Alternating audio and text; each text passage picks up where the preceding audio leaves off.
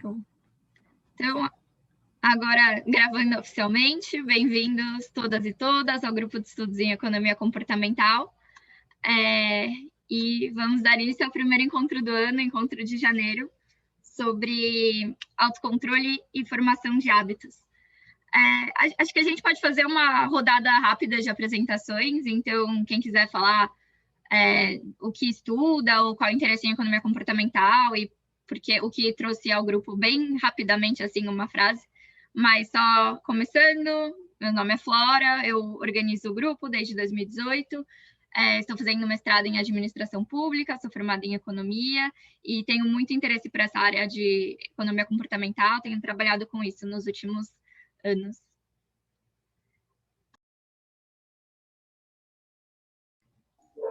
Eu vou seguir aqui o bonde, porque eu estou do teu ladinho, Flora. Boa noite, pessoal. Me chamo Rodrigo, não sou estudante de economia, tampouco de psicologia formalmente, embora essas áreas me atraiam. E eu comecei o interesse pela área quando eu topei com o livro do Ariely. E fiquei apaixonado. Me abriu os olhos. Então, toda vez que eu vejo uma oportunidade, eu caio para dentro para aprender um pouquinho mais. Acho que eu posso falar um pouco agora também. Eu estudo psicologia na USP, estou no 5º ano, agora entrando no 5º ano. Conheci a Flora quando ela organizava as palestras na FEA ainda, do GIC, e desde então tenho participado bastante dos encontros, dos grupos de estudo. Tenho bastante interesse em economia comportamental e estudo bastante análise do comportamento lá na Psico, né? A gente não tem tanto economia comportamental, mas tem essa parte mais análise do comportamento e manejo do ambiente e tudo mais. Então, é um tema que eu me interesso bastante.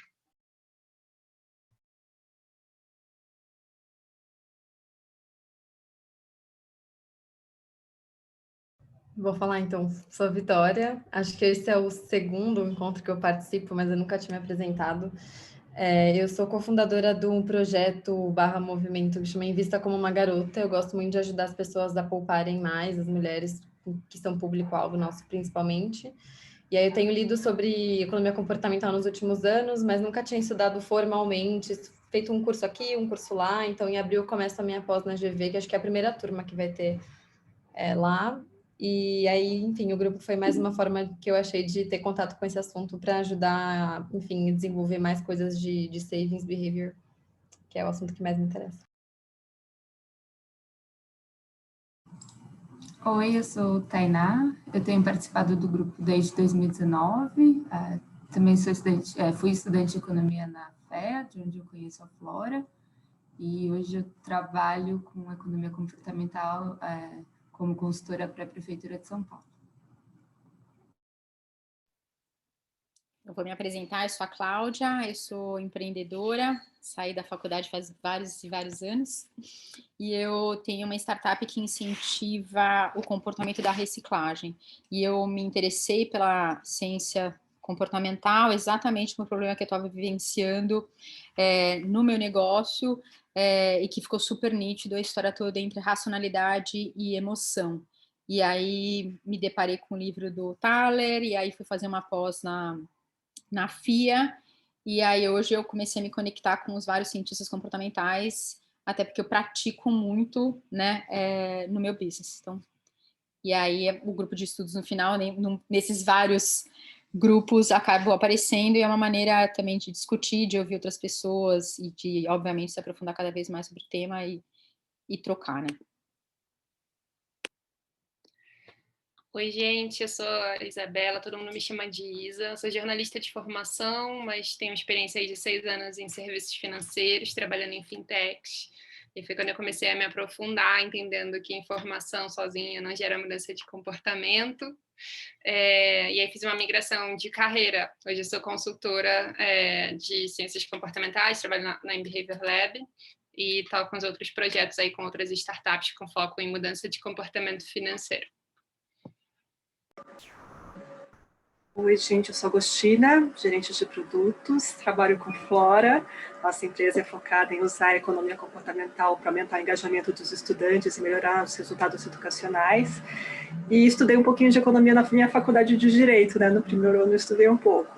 então estou também revisitando a parte de economia que me interessa bastante.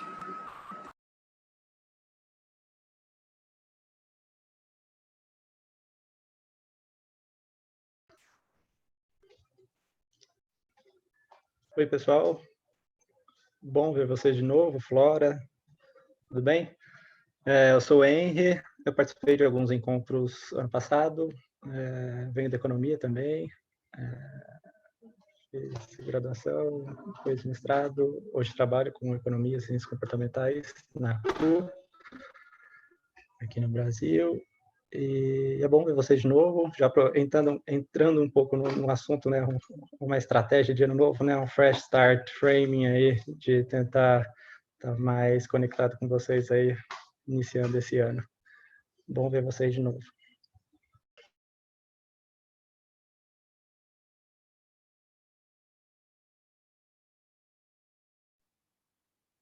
Oi, pessoal, meu nome é Luísa, esse é o meu primeiro encontro aqui e, na verdade, fiquei sabendo sobre economia comportamental já faz alguns meses e o campo me interessou bastante porque sempre me interessei muito por comportamento do consumidor e tudo mais.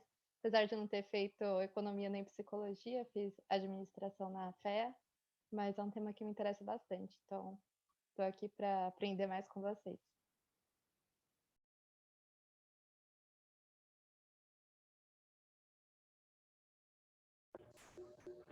Bem, meu nome é Leonardo, eu sou psicólogo, sou psicoterapeuta, tenho interesse nessa área desde a faculdade, foi o meu TCC. Encontrar esse grupo foi uma grande felicidade, porque eu não sei se os colegas da Psico também tiveram essa experiência, especialmente na faculdade, de falar sobre economia comportamental e professores e colegas não saberem exatamente qual que é o assunto. Então, consegui encontrar aqui um pessoal para conseguir trocar experiências, trocar ideias, é uma coisa que tem bastante ganho.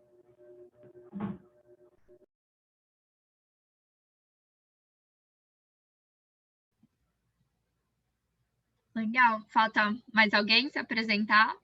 César, tá por aí? Luísa, vai. Oi, falta eu. Então, eu sou da psicologia, sou colega do Thiago também, e na verdade estou no 5º ano, e, bom, surgiu no ano passado, assim, muito interesse por pensar psicologia e políticas públicas, e eu conversei muito com a minha amiga Bianca, eu li o que ela e o Thiago escreveram, e aí ela falou assim, procura mais coisa de economia comportamental, porque pode ser importante para você pensar essas coisas e tudo. E aí eu comecei a ler e me interessou assim bastante, aí resolvi vir também. E é isso, basicamente. Obrigada.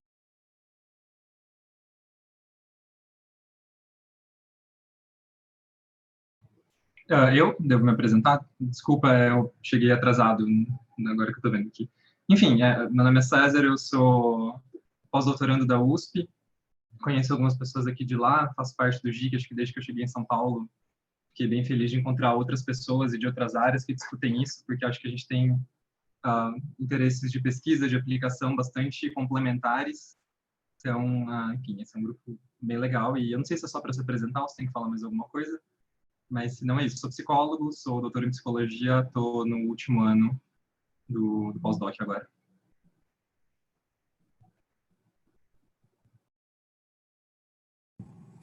Oi, gente, eu também não sei se é para se apresentar, mas eu vou só falar o meu nome aqui, falar que eu também...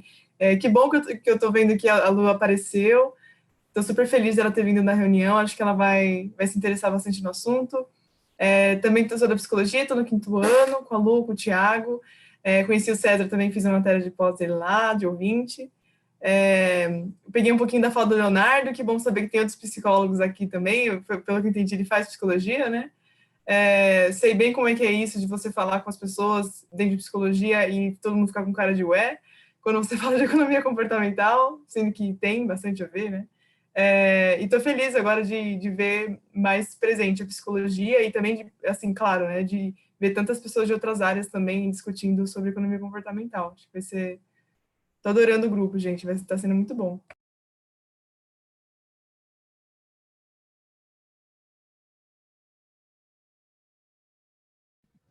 Mais alguém? Falta se apresentar? Oi, Flávia. Me chamo Saulo, sou estudante de graduação em Economia na FE. Também, assim, eu sei muito pouco sobre economia comportamental, estou aprendendo bastante com o grupo, acho que é a minha terceira ou quarta reunião. E eu conheci o grupo por causa da FE, da Flora, na FE. E é isso, assim, comparado com o currículo de todo mundo, aí eu sei muito pouco, mas estou disposto a aprender com vocês. Obrigado. Ok, gente, só reforçando que o intuito é ser uma conversa mesmo, algo bem aberto, então fiquem à vontade para ligar a câmera, desligar, abrir o microfone e debater e conversar. Bom, eu vou então dar uma revisão geral sobre o artigo para contextualizar todo mundo, caso alguém não tenha tido tempo de ler, e a gente pode partir para uma discussão sobre o artigo em si, as implicações, e ele cita várias técnicas, né? Então a gente pode talvez ir pegando técnica por técnica e citando os exemplos, depois partir para uma discussão mais geral, com outras referências e, enfim, outras questões. Como toda discussão, ela vai se encaminhando aí para uns lados amplos, né? Mas, bom, o artigo é bem recente, é de 2019, e foi publicado num jornal de psicologia, então talvez um pouco diferente dos demais artigos que a gente já discutiu aqui no grupo, né? Os três pesquisadores são super referência na área, não sei se vocês já conheciam eles, mas aquele Milkman, a Angela Duckworth e o David Libson. A Duckworth e a Milkman têm uma iniciativa super legal, Behavioral Change for Good, que inclusive eles fazem seminários semanais ou quinzenais, então, e abertos e de graça, então, se não conheçam, se inscrevam, porque é super interessante. E o artigo, né, chama Além da Força de Vontade, Estratégias para Reduzir as Falhas de Autocontrole. Eles tentam fazer uma síntese das pesquisas e das estratégias da área de reduzir falhas de autocontrole. Então, e aí eles categorizam em dois principais eixos, né? Um que seria situacionais, então estratégias que mexem no contexto, e outras cognitivas, que são como técnicas internas, assim, em que a pessoa muda a forma de pensar de como lidar com essa situação. E aí o outro eixo é se é self-deployed, então se a própria pessoa consegue aplicar em si mesma, ou se ela é aplicada por outros, como em políticas públicas, ou como uma intervenção que um externo aplica. Acho que eles fazem a ressalva que a classificação pode ser imperfeita e difícil, né? Porque pode ter contextos onde um tipo de intervenção é aplicada de uma forma ou de outra, mas eles tentam se pautar no que é mais frequente ou mais comum desse tipo de intervenção. Bom, eles iniciam um artigo contextualizando um pouco, então, o que é autocontrole, e reforçando que o tópico de autocontrole, apesar de ser citado aí na toda a história da psicologia, teve um interesse crescente nas últimas 2 décadas. E então, contextualizando um pouco como uma batalha contra você mesmo, entre o que você quer ou o que você deveria. Fala um pouco sobre tentações e o que seriam falhas de autocontrole ou sucesso de autocontrole, né? O sucesso seria de escolher a opção com maior valor no momento, e a falha, quer dizer, de um maior valor a longo prazo, ou maior valor no geral, e a falha, escolher a opção que tem um maior valor agora, que seria mais tentadora no momento. E aí eles contextualizam com 3 classes de modelos, acho que majoritariamente econômicos. Um que seria uma série de seres sequenciais com preferências inconsistentes, então como se fosse, né, uma linha do tempo, e aí o futuro tende a ter um desconto. Acho que são modelos comuns, que eu, pelo menos já tinha ouvido falar na economia, né? Tem esse até anotei as referências, mas as 2 principais referências incluem o próprio Libson, que é um dos autores ou Libson, não sei pronunciar, mas que é um dos autores do paper. E que as escolhas do futuro priorizam a paciência e as escolhas no presente priorizam uma gratificação imediata. E aí, então, que a gente batalha com essas preferências atuais ou com os planos do passado. E tem essa questão do desconto hiperbólico ou quase hiperbólico, acho que colegas economistas talvez tenham já ouvido falar, já visto esses termos. Para quem não é da economia, não sei o quão familiares são, mas basicamente tem um parâmetro, né, que quando você modela, faz aquele modelo matemático, tem um parâmetro que mede o desconto que as nossas preferências são através do tempo. E quando esse parâmetro seria igual a 1, então a gente tem as preferências iguais ao longo do tempo entre esses múltiplos seres, mas se o parâmetro ele é menor do que 1, então a gente vai dar mais peso para o presente. Uma segunda classe de modelos que seriam de vários seres coexistentes. Então, teria um ser que é o planejador, que ele é mais paciente e que ele desconta esses payoffs ao longo do futuro, e aí ele vai pensar mais nos resultados a longo prazo. E uma sequência de seres que eles são míopes e que eles vão focar mais no presente, né? Então, esse outro é um modelo mais dicotômico, um que pensa no longo prazo e um que pensa no curto prazo. E esse acho que foi o primeiro modelo que eu vi sobre escolha intertemporal dentro de economia comportamental, porque o Thaler fez uma primeira versão disso na década de 80. Então, acho que é um dos primeiros modelos assim do que começou a ser o embrião dessa nova onda da economia comportamental. Mas depois essa primeira classe se popularizou mais dentro da economia. Acho que hoje os trabalhos acabam usando de economia comportamental, né? Acabam usando mais essa primeira classe de modelos. E aí tem um terceiro grupo que eles falam, que eu achei super interessante, na verdade, acho que foi o meu preferido entre esses três, que não tem, que uma escolha de autocontrole não é diferente entre outros tipos de escolha. A principal referência desse Berkman et al., mas que tem uma opção, ela vai ter vários pontos heterogêneos para decidir. Pode ser que ela seja alto em valor hedônico, né? Eles colocam, tipo, tem um prazer alto, mas seja baixo no componente saúde a longo prazo. E que esses vários componentes que compõem um arcabouço de escolhas são normais a outros tipos de escolha. E que aí a gente avalia esses componentes e acaba decidindo. Isso me lembrou muito, e aliás, depois César, Bianca, Thiago, se quiserem falar mais, mas aquela discussão molecular-molar, eu não sei se entendi certo os conceitos da psicologia, mas me lembrou super essas questões.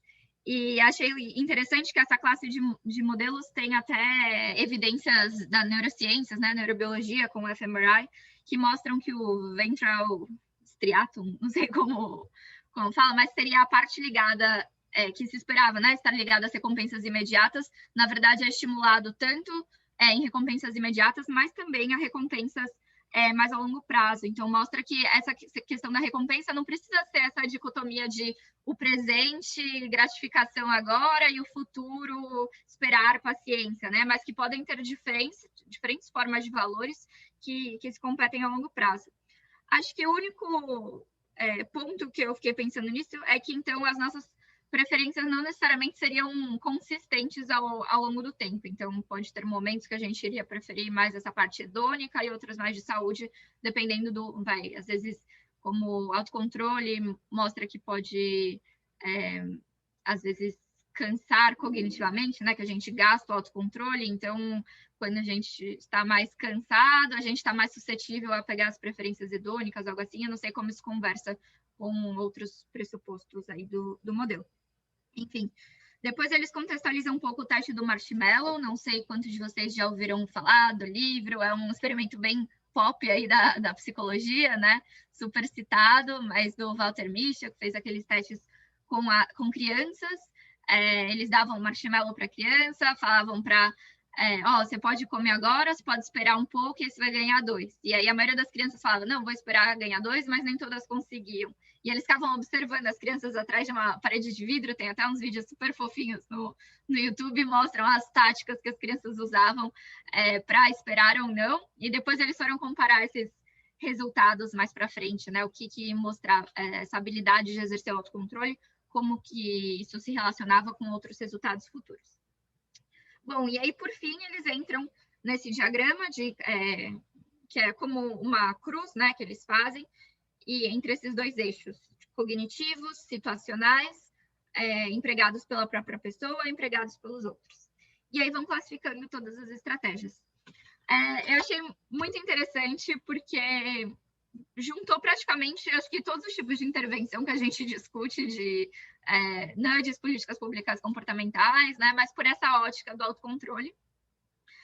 Então, até as mais tradicionais mesmo, que acho que eu não tinha visto antes ligada a essa literatura de autocontrole, como normas sociais ou escolha ativa, Default, não sei se vocês já tinham visto em algum framework associado, mas eles trouxeram, e achei que foi um framework que fez super sentido. Acho que podemos, então, abrir, se alguém quiser comentar sobre essa parte introdutória dos modelos, comentários gerais, e aí depois a gente podia passar por cada bloco, né, da matriz, e aí comentando sobre esses tipos de estratégias e intervenções. Eu queria falar só uma coisa, até que tu havia comentado a questão do valor hiperbólico, né, do valor utilitário hiperbólico. Funcionou para mim, foi um artigo da Roberta Muramasso, que ela fez Economia e Psicologia na explicação da escolha intertemporal, que fala justamente sobre essa questão da parábola do valor. Então, se fez um aluno de psicologia entender para o suficiente para conseguir botar no TCC, então acho que assim, para pessoal que não pode ter administração, assim, que está querendo começar a entender, é uma coisa que pode ajudar bastante para ter uma compreensão desse conceito, me ajuda bastante, pelo menos. Eu acho que eu ia comentar nesse sentido também, que a Flora levantou um pouco a bola dessa discussão que a gente faz na psicologia, né? Entre valores de reforçador mais imediatos, mais atrasados, e a função de desconto hiperbólico nisso tudo, né? E eu achei interessante que você falou que relacionou mais essa ideia ao terceiro modelo, né? Quando eu acho que, na verdade, ela está mais historicamente associada ao primeiro modelo, que é o dessa função hiperbólica de desconto, né? E até o próprio nome do modelo, que é sugerido pelo George Ainsley, eu acho, ele às vezes leva o nome do Hacklin junto, né? Que é o autor que propõe essa dicotomia entre molar e molecular, imediato e distante. Então, eu acho que tá super, tipo, conversa muito com o behaviorismo, essa ideia do desconto hiperbólico, então é uma ponte bem imediata entre economia e behaviorismo. E o que eu acho interessante é que não é um modelo muito dicotômico, né? Ela não fala de dois tipos diferentes de valores, né? Ou hedônico ou saudável, ou então, tipo, ou você é um self que quer, ou o self que faz o que deveria, né?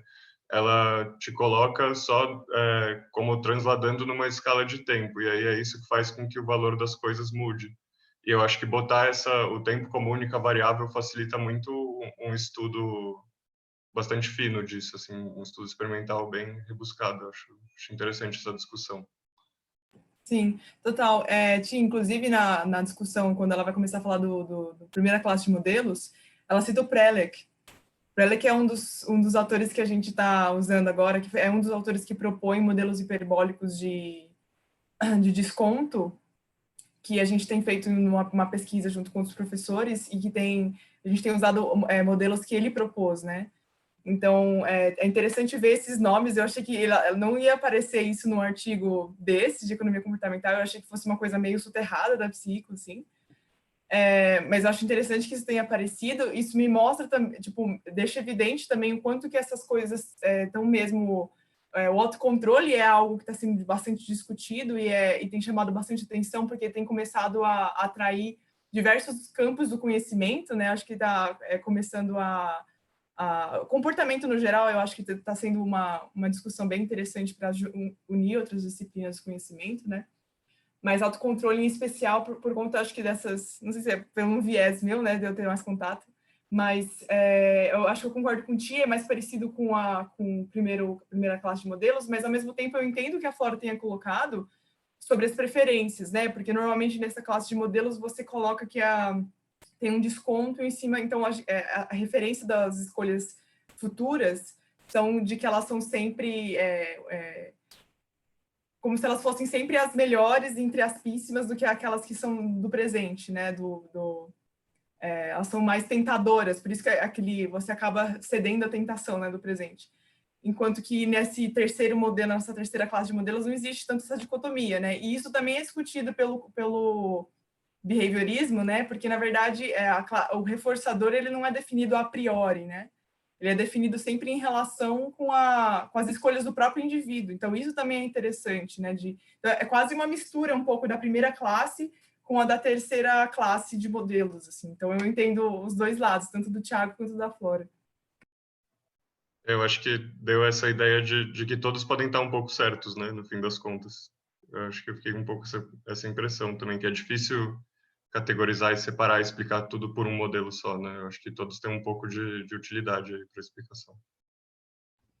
Acho que só conversando com esses pontos que vocês falaram da dicotomia presente e futuro, né? O Lowenstein, ele faz um comentário a esse artigo. Eu até mandei um pouco logo antes do evento no grupo.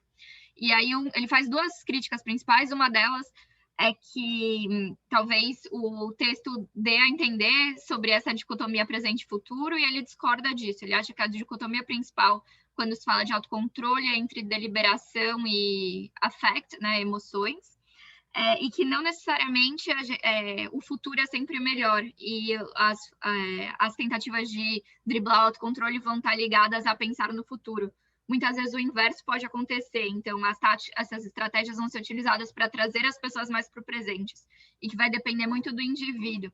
E aí é muito legal que nos comentários finais ele fala que tem 2 filhos, né? E um é muito orientado para o futuro e um muito orientado para o presente. E às vezes ele tentava driblar o filho que só pensava no futuro a curtir um pouco o presente e relaxar. Então, achei interessante essa colocação, né? Que a gente associa muito autocontrole a o futuro é bom, o presente é ruim, mas não necessariamente, pode ser realmente que o que é o certo, né? O que a gente toma como normativo do que é o melhor. E ele faz até uma provocação de que essa linha de pesquisa é um pouco puritana, calvinista, de que precisa sempre pensar no melhor, no futuro, em se exercitar, etc. E o quanto isso não é um próprio viés de pesquisa, de considerar que isso é o melhor e que é uma falha de autocontrole em si. Só aproveitando que eu estou com a palavra, eu coloquei no chat um link para um Docs para a gente ir compilando as referências. Então, achou um livro, um paper, ou qualquer coisa, um aplicativo, algo que seja legal compartilhar e que tenha a ver com essa discussão, coloquem lá.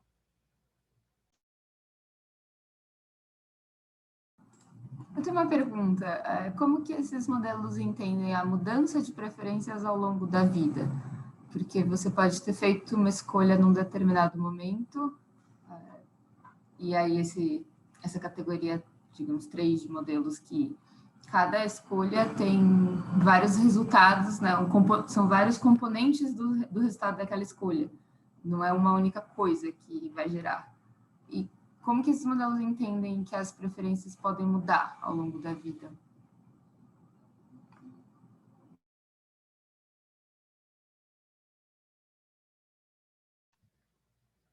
Para mim, acho que essa é a grande dúvida que eu fico por...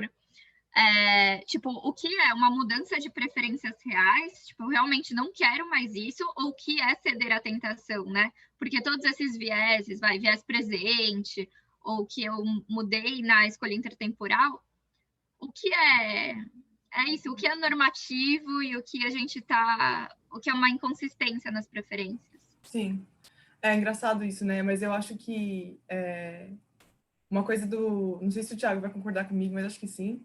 Mas uma coisa que o behaviorismo, pelo menos, me deu muito a acrescentar nessa dúvida foi de que sempre você, no final das contas, quem responde isso é o próprio organismo, né? O próprio humano que está agindo e escolhendo. Então, no final das contas, ele quem está dizendo, ao escolher, quais que são as preferências dele naquele momento. Então, assim, eu acho que isso, para além de... sempre assumir de que essas preferências, o valor reforçador depende não só do reforçador em si, tanto é que acho que aquela típica discussão que a gente teve lá no JDE, inclusive, Flora, sobre mel e água, tudo depende também, os valores, os benefícios que você tem com cada reforçador vai depender da quantidade de outros reforçadores que você tem, do déficit que você tem de cada um esses ganhos, esses benefícios, assim, sabe? Tudo não é absoluto essa preferência, né? Então, acho que por isso que, inclusive, é interessante você sempre observar para o comportamento do indivíduo para conseguir responder essas inconsistências, assim, sabe? Esses desvios da norma, assim. Eu acho que, ao mesmo tempo, isso é também uma discussão a se ter, mas que o behaviorismo me respondeu um pouco nesse sentido, né?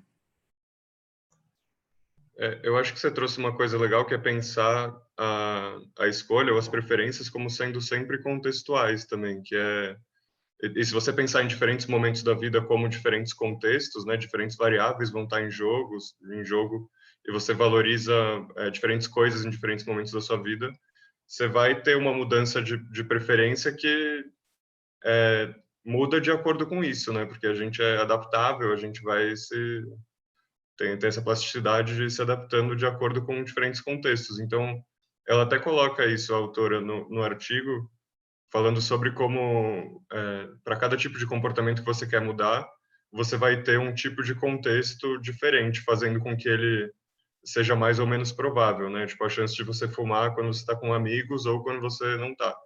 Então, o papel do contexto é muito forte, né? E se você pensar em momentos diferentes da vida como diferentes contextos, eu acho que você puxa um pouco essa discussão para mais perto, assim, do que o texto expõe. E aí, acho que dá para entender um pouco melhor como isso pode acontecer. Inclusive, aquela review do Hacking, amigo, que a gente leu conjunto naquela matéria do César, inclusive, acho que o César pode até falar, se ele tiver interesse, um pouco mais sobre isso. O Hacking, inclusive, fala sobre o exemplo de fumar, assim, o quanto que isso não é por si só ruim, né, prejudicial ou não, assim, isso tudo vai depender da análise que você vai fazer a respeito da pessoa naquele contexto, assim, quais eram as preferências, os reforçadores daquele momento, e o que, enfim, ele até fala, né, depois a pessoa passa alguns anos, olha para trás e fala, nossa, como eu era um idiota, né, por que eu fazia aquilo quando eu fazia naquela época? Sendo que isso não é uma análise, ela é anacrônica, né, ela não faz sentido, até porque dependia daquele ponto de referência que você tinha e das variáveis daquele contexto naquele momento, enfim. E acho que pegando esse gancho, Bi, o quanto você olhando para trás tem um viés de perspectiva, de retrospectiva, né? Hoje eu tô aqui, aconteceu isso, deu errado, foi por causa daquilo, mas o quanto isso você está moldando suas preferências só por conta desse viés, né? Da retrospectiva, de olhar para trás e achar que aí foi errado e que você devia ter feito outra coisa, mas e tudo que deu certo, né? E, sei lá, você fumou e ficou mais calmo e conseguiu resolver várias coisas da sua vida de uma forma melhor, né? Mas você teve um problema de saúde, como essas coisas se balanceiam? E aí você vai olhar para trás e falar, mas eu não devia ter fumado. É complicado, né? Essa questão das preferências, eu acho que elas têm algumas consequências para o debate ético sobre a aplicação de algumas técnicas comportamentais, especialmente para políticas públicas, porque o Sunstein, principalmente, ele usa muito a lógica, o argumento dele de que o tipo de paternalismo que ele defende é um paternalismo de meios, né? Ele chama de means paternalism, é o nome da expressão que ele usa. E uma das coisas que eu e a Tatu, a gente tentou discutir num artigo que a gente publicou ano passado, sobre um geralzão sobre relações entre análise do comportamento e nudges, se a gente não está, a gente está realmente assim, a gente está moldando preferências ou a gente está ajudando as pessoas a expressarem uma preferência previamente já estabelecida?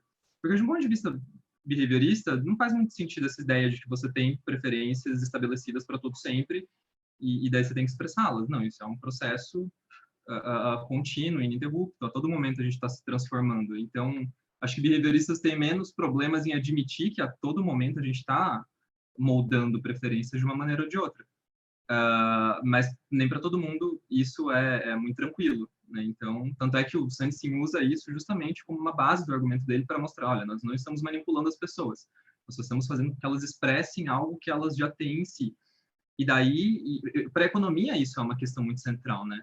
A própria noção, a teoria das preferências reveladas, né? Então, tipo, isso se vocês pudessem falar um pouco, não sei como que é para a economia e a diferença, sei lá, de uma visão mais ortodoxa, menos ortodoxa, de o que significam preferências.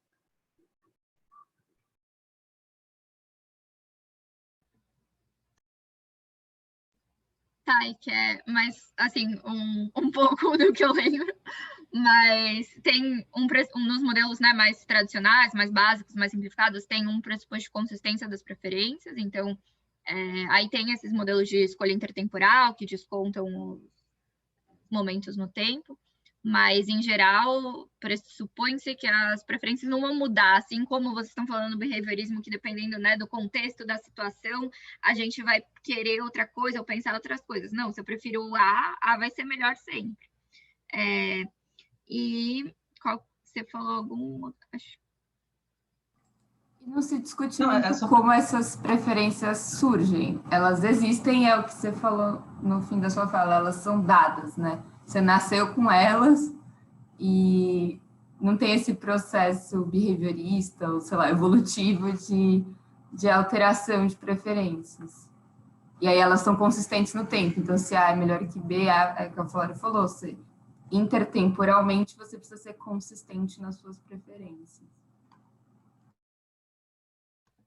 E acho que também tem uma discussão que não necessariamente as preferências reveladas são as preferências reais, né? Um pressuposto é que são. Se ela revelou que prefere isso, então, nos modelos mais tradicionais, aquelas vão ser as preferências das pessoas. Mas aí muitos estudos de economia, né, nessa área mais de economia comportamental mostram que nem sempre isso é verdade e que tem uma defasagem aí.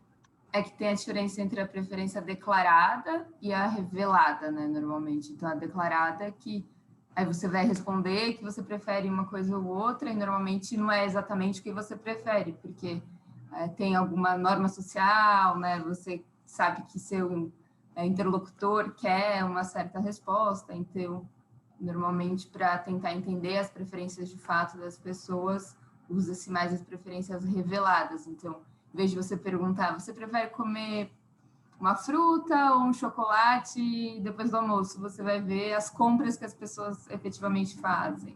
Aí é uma preferência revelada. E a declarada, não, eu como fruta, né? Então, essas diferenças. Desse ponto de vista mais psicologia, essa distinção talvez entre mudar a minha preferência, agora eu quero um chocolate, não é uma falha do meu autocontrole, e não eu cair no autocontrole, quer dizer, ter uma falha e comer o chocolate, tem algo a ver com arrependimento, por exemplo? Ou algo a ver com uma batalha interna de comer, não comer, algo assim? Tipo, como eu qualifico essa falha de autocontrole?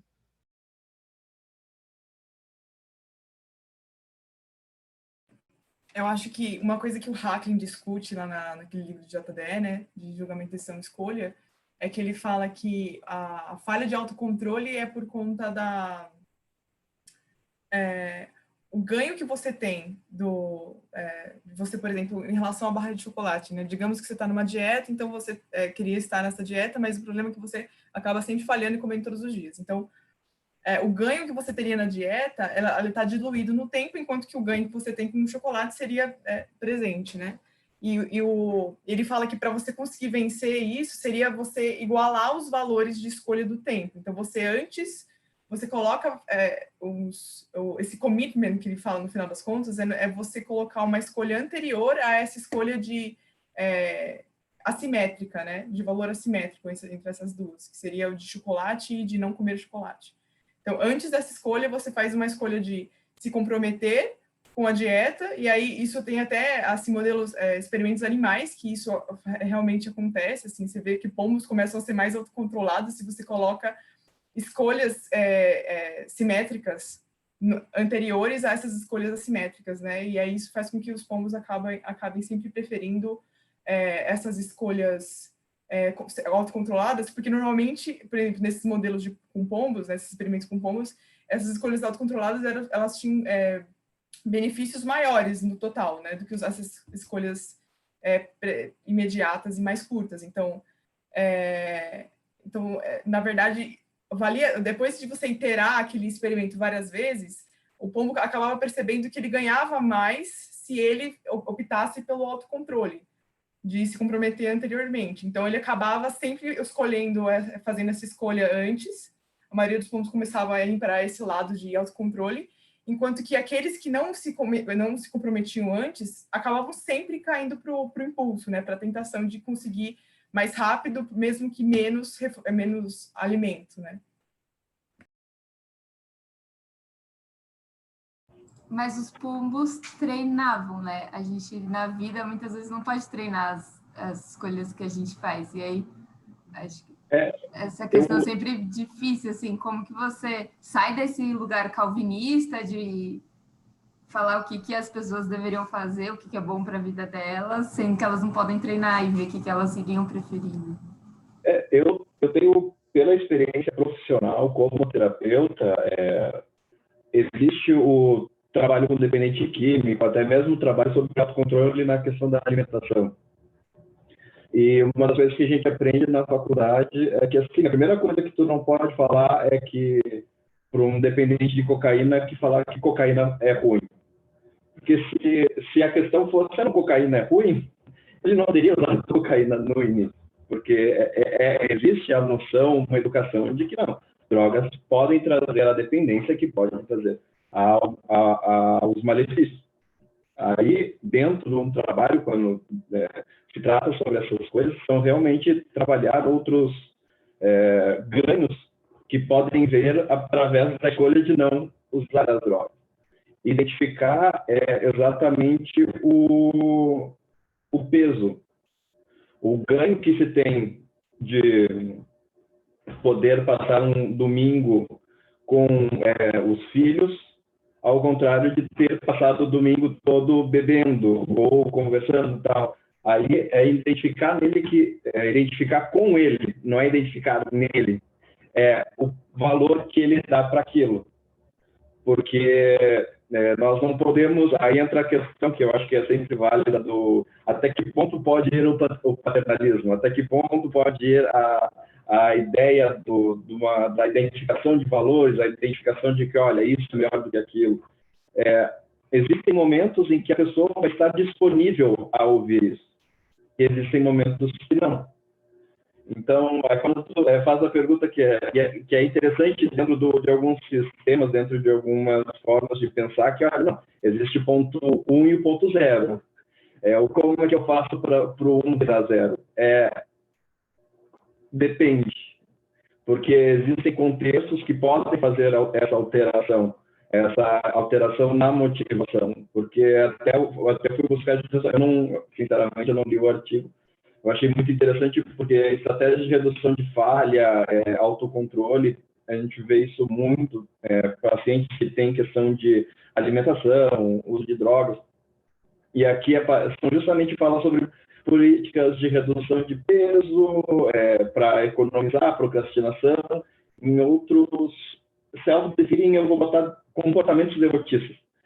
Que tem a ideia de conseguir evitar, que aí entra muito dentro de uma ideia de, olha, vamos emagrecer porque nós não vamos fazer políticas da saúde porque nós temos que, isso vai nos ajudar nas políticas de saúde de uma forma geral. A gente não vai ter tantos problemas com colesterol, tantos problemas com diabetes, se nós conseguimos aplicar isso. E aí, dentro disso, vai ter a pessoa do outro lado que vai querer ou não. Então, conseguir muito desses momentos de haver essa mudança e conseguir identificar valores que substituem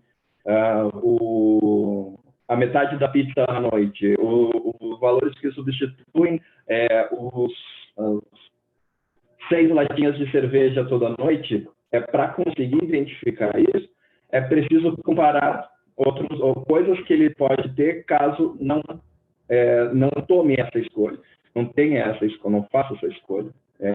Aí, a partir disso, identificar justamente um fator que é quase como motivacional, né? O que tu ganha no momento em que tu escolhe não usar da droga? O que tu ganha no momento em que tu escolhe não ter aquela atitude que levava a saciava naquele momento, tinha a resposta momentânea, a satisfação momentânea, em troca de algo que talvez tu ganhe também uma coisa, o reconhecimento, olha, eu consegui me controlar, mas onde os outros ganhos vão vir a médio ou até mesmo longo prazo. Não sei se ajuda a responder isso. Não, só uma coisa para complementar que eu lembrei aqui, é porque, juntando assim, eu não li assim muito artigo, mas é uma coisa que eu lembrei, assim, que para pessoas que têm compulsão alimentar, acaba, por exemplo, às vezes ela deixa de comer o chocolate, mas aquele deixar de comer o chocolate pode virar uma privação do chocolate que depois vai aumentar o valor de recompensa daquele chocolate. Então, acho que quando você trabalha com situações que são meio desencarnadas, fica mais difícil você pensar, tipo, é meio que o Leonardo estava falando, as pessoas que têm compulsão alimentar, o que elicia, às vezes, aquele comportamento, são outras coisas emocionais que estão envolvidas. E aí, eu acho que quando você pensa assim, em situações mais gerais, tipo um chocolate qualquer com uma pessoa qualquer, ou um chocolate ao invés de uma fruta, eu acho que é melhor, é mais fácil você pensar em pessoas. Quer dizer, quando você trabalha com pessoas reais, você entende melhor, você vê quais são exatamente todas as situações que estão controlando comportamento, emoções, pessoas, lugares, sei lá, situações. Eu acho que era mais ou menos por isso, mas não sei. Eu posso trazer um depoimento, é isso, né? Contei para vocês que eu fui atrás da ciência comportamental por um desafio que a gente tinha no negócio. E aí, ouvindo, né, essas trocas que vocês estão falando, e aí eu queria dar um depoimento pessoal de uma história que efetivamente aconteceu. Eu trabalho com incentivar a reciclagem em favela, em comunidade. Comecei, né? A gente saiu até para entender. E basicamente a gente incentiva as pessoas a terem esse comportamento vira pontos, e os pontos eles podem trocar por ajudas reais na comunidade, desde alimentação básica até cursos, tal, né? Então, assim, economia real, benefício real e benefício muito mais momentâneo, porque se ele reciclar, ele pegou o ponto, ele logo poderia trocar por alguma coisa real, momentânea, que ele usaria na hora, versus, né, esquece falar do benefício ambiental, né? E a gente vivenciou um desafio, gente, que é isso, assim, primeiro, né, várias coisas que vocês colocaram, que é o contexto da pessoa, e dependendo, sim, da situação, né, entre a realidade de cada um, mudava consistentemente as preferências. Desde numa semana a gente ouvir uma mãe de família que tinha 18 anos de idade, dizendo que tinha feito a sua conta e falou, olha, se eu transformasse, se eu tivesse ido no supermercado e trocar pela atitude que eu tive de reciclagem, eu teria economizado R$260, o que é mais ou menos 1/3 da renda da família, tá? Então, ou seja, benefício imediato real, que ela conseguiu mensurar naquele momento.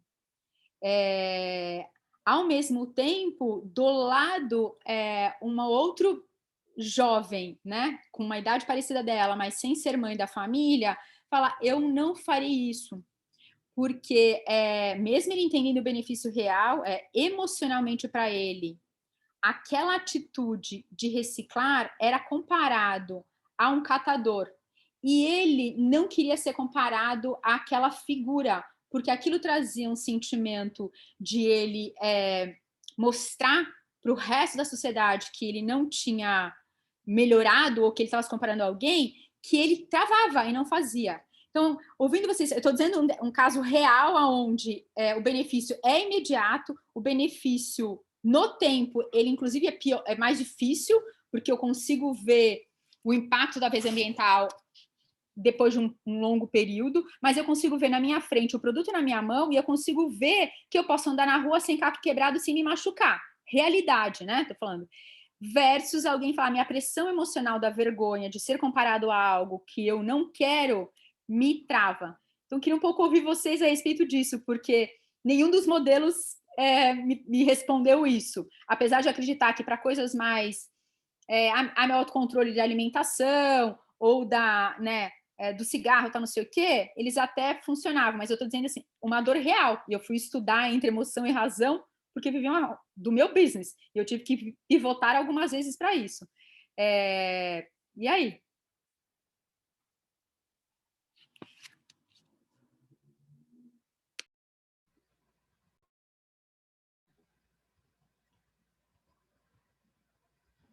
Ó, não sei se algum dos psicólogos quer arriscar, mas não sei, na minha percepção, a pessoa que faz essa identificação, né, com uma parte que fez enfim, puxou mais para o lado sentimental, ela deixou bem claro que a preferência dela é que ela não quer reciclagem, que ela nem enfrenta essa situação de autocontrole. Não sei se chegou nisso, tipo, se ela chega a cogitar essa possibilidade entre esses dois cenários benéficos ou se é algo que ela nem cogita, porque no modelo mental dela isso não é um ganho, né? Essa parte do ganho presente, a preferência dela por não fazer isso é superior. E aí, enquanto no caso da mulher que é a mãe de família, né, que conseguiu trazer os ganhos, ela vê o como é vantajoso, e aí talvez ela possa exercer esse autocontrole nas situações diárias entre estou com preguiça de reciclar, mas tem um benefício a longo prazo que vale a pena. E aí, nesse caso, acho que tem essa dicotomia do autocontrole. Mas, enfim, foi uma tentativa aí de interpretar. Posso falar uma coisa? Oi, gente. Estão me ouvindo? Beleza?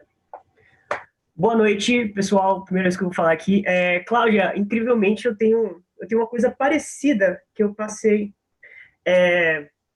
Se a gente for reduzir para o ponto de vista de trade-off, né, de trocas, então, ao invés de ter aquele ganho material, a pessoa não vai optar pelo ganho material da reciclagem, porque ela vai ter uma perda no seu status, reduzindo. Então, a perda do status por ser considerado como catador é maior do que o ganho material utilitário por você reciclar. Então, eu tenho um depoimento que não sei se vai trazer a resposta, mas foi o que a gente fez. Eu participei de um projeto chamado Desafio Neve, que é parte do grande programa Banheiros Mudam Vidas aqui em Bailey Clark, e a gente foi implementar facilitações sanitárias no interior do Maranhão, porque a gente foi para Milagres do Maranhão, que era a cidade com o menor índice de saneamento básico no Brasil. E aí, reduzindo a história, o que aconteceu? A gente falou assim, como é que a gente pode criar essa facilitação, como é que a gente vai penetrar na comunidade, para fazer não só eles utilizarem a tecnologia, que era um banheiro seco, né, que não usava água, assim como realizar esses asseios, esses cuidados, né? E aí a gente chegou lá e tinha uma coisa engraçada. Eles não tinham banheiro em casa. Eles achavam que ter um banheiro era uma coisa suja. Eles não faziam a linkagem entre banheiro, cuidados e saúde. Não tinha como fechar esse ciclo. Eles defecavam no alto do morro, o morro levava as fezes para o rio, as crianças ficavam doentes, mas não dava para fazer esse ciclo ainda. Então, aí a gente tem... O que foi que a gente fez? Eles falavam que ter um banheiro é uma coisa suja. Mas, mesmo assim, você ter um cômodo a mais em sua casa, uma casa maior, era um sinônimo de status. Então, a gente reconfigurou o banheiro não como uma questão de salubridade e saúde, porque para essa pessoa não era algo tangível, não era algo que clicava nela. A gente reconfigurou o banheiro, a gente fez um design novo do banheiro para que ele parecesse uma peça ornamental, uma coisa bonita, de status. E, incrivelmente, quando a gente rodou de novo a pesquisa, falando para ele, olha, você quer um cômodo novo, quer uma coisa bonita na sua casa, as pessoas começaram a abraçar muito mais. Então, eu acho que o meu takeaway aí desse comentário é que talvez a ressignificação do ato na pessoa possa clicar de outra forma nela. Tá? Era isso.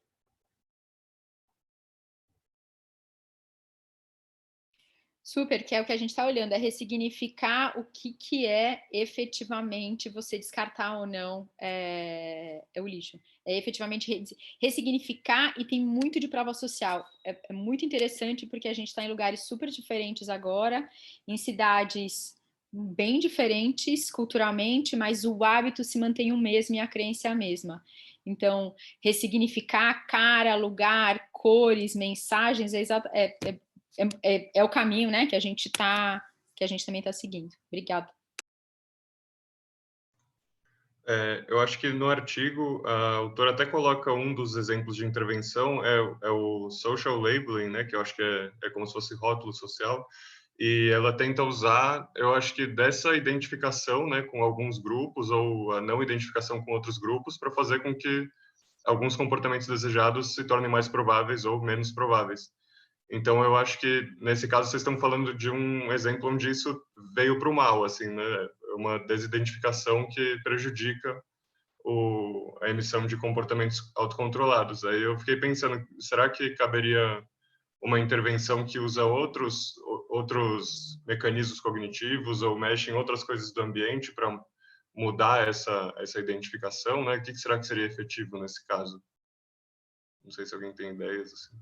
Ou talvez justamente isso, né? Se a barreira ao comportamento é justamente esse componente social e identitário, então você tem que, como eles falam, talvez, né, ressignificar essa identidade. Então, se ele pensa que reciclar está associado a um catador, como você vai trabalhar essa imagem de que reciclar está associado a outros tipos de valores, outros tipos de identidade, e aí muitas vezes eu acho que o que tende a funcionar é você mostrar que pessoas como ele, que compartilham de uma mesma sistema e crença de valores, estão fazendo esse comportamento, estão associando com outros tipos de valores. E aí isso, enfim, tende a modificar.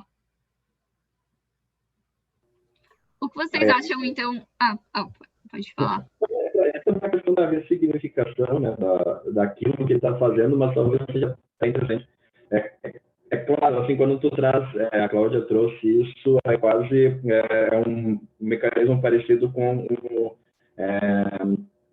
de um estresse pós-traumático, de que tu vai vivenciar algo parecido naquele, algo que se assemelha com algo que já aconteceu e tu te coloca naquela situação novamente, dentro das dores, sofrimentos e sensações daquilo. E ele não quer mais reviver aquilo. Pode ser por questões emocionais ou por questões de status. Mas uma coisa que, infelizmente, não se pode negar é que o profissional, o catador de lixo, é quase que 30%, 40%. Eu vou falando isso na logística de Porto Alegre, que é onde eu moro, 30%, 40% de todo o lixo reciclado de Porto Alegre. A importância, é claro, e isso seria necessário, é um trabalho muito mais amplo sobre o papel do catador. Mas como que eles são importantes. Não quer dizer que eles tenham uma vida fácil, não quer dizer que eles tenham uma vida de glamour, mas existia uma importância, e ainda existe uma importância dentro daquilo que ele fez, que pelas conquistas dele, ele conseguiu não superar, mas mudar, né? Eu acredito que é dentro daquilo que ele conquistou, dentro daquilo que ele queria, mas que dentro daquilo que ele tinha, aquilo que ele fazia também tinha um ganho, para não dizer honra, porque eu acho que já é demais. Pela perspectiva dele, sim. Mas o fato que a gente está dizendo a gente está falando de 200 milhões de pessoas que deveriam ter um hábito que não tem. E este hábito dessas pessoas, né, tira 200 milhões menos 3%, que é o que acontece. Esse hábito tem crenças emocionais que afastam você de ter aquela atitude. Exatamente por isso, porque tem alguém, isso tem a ver, é a mesma história assim, ter alguém que a gente entra aí numa discussão que é a importância na pandemia que tiveram os motoboys, e qual foi o valor que efetivamente se deu. Então é engraçado que ao mesmo tempo que entendemos a importância, ação e intenção, entendemos a importância, o valor da pessoa que te ajuda a limpar em casa, que você trabalha você entende a importância, mas qual a valorização efetiva que você traz e como é que você contextualiza? E aí, só para, desculpa terminar, numa sociedade colonizada como a nossa, essas crenças se reforçam e se reforçam e se reforçam. E são emocionais, né? Eu estou dizendo que eu vejo os números, falei, cara, são muito emocionais.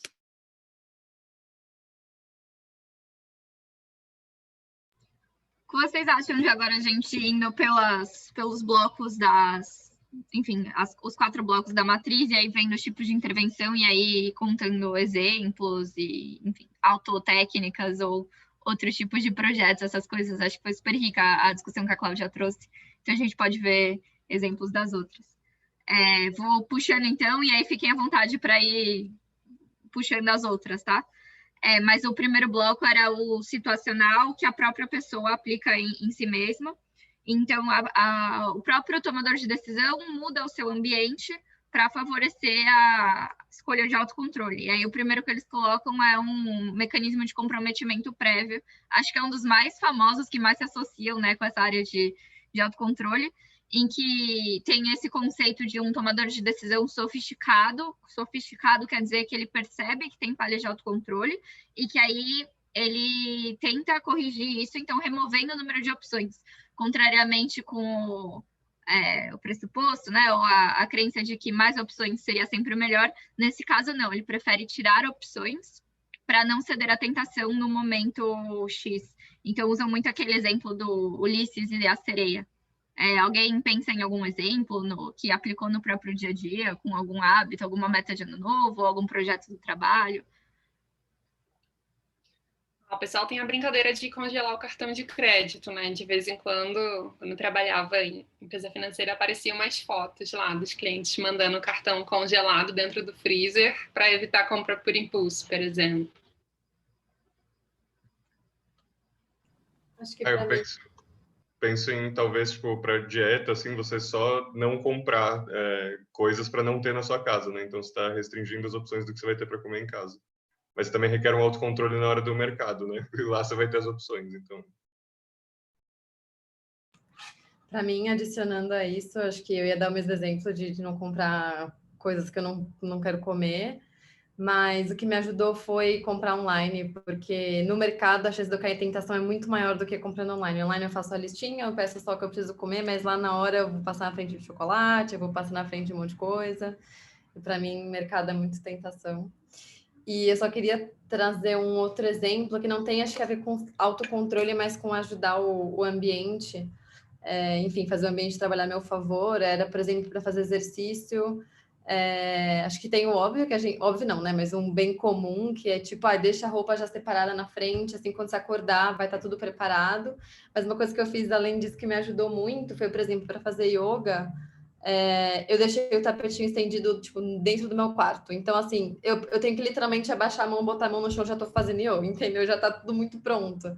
Então, foi uma forma de reduzir sei lá, fricção de falar, tá, eu tenho que desembalar ele, sei lá da bolsinha, esticar em algum lugar e lembrar que eu tenho... Tipo, não, tá na minha frente e deixar, acho que, pezinhos, essas coisas também à vista. Sim, acho que esse eles colocam, eu até senti falta, né, desses exemplos que são deixas no próprio ambiente, que você percebe e que, enfim, tornam mais fácil a prática. Mas eles colocam uma tática que é modificação da situação, falando de remover as tentações da vista, tipo, tirar o celular de vista quando você está estudando ou trabalhando para não se distrair. E acho que entra só que numa lógica inversa, né? De colocar as coisas à vista para ficar muito fácil de fazer. Então, em um você coloca a fricção para a tentação e no outro você tira a fricção para o hábito a longo prazo. Então, acho...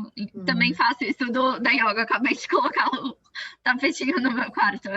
Funciona muito de verdade. Total. Acho que uma outra coisa que eu faço... Desculpa, interrompi alguém. Não, tudo bem, pode mandar. Tudo bem? Uma outra coisa que eu faço também para técnica de autocontrole, eu acho que muitas do que as pessoas já falaram, eu também às vezes faço. Acho que uma coisa que me ajuda muito é sempre nunca depender da sua força de vontade, assim, sabe? Porque isso, ao longo do tempo, vai ficando muito cansativo. E mesmo que você consiga, no final das contas, você vai ficar cansado, sabe? No final da trajetória. Então, uma outra coisa que eu faço, às vezes, por exemplo, em relação a comportamentos que eu não quero que aconteça.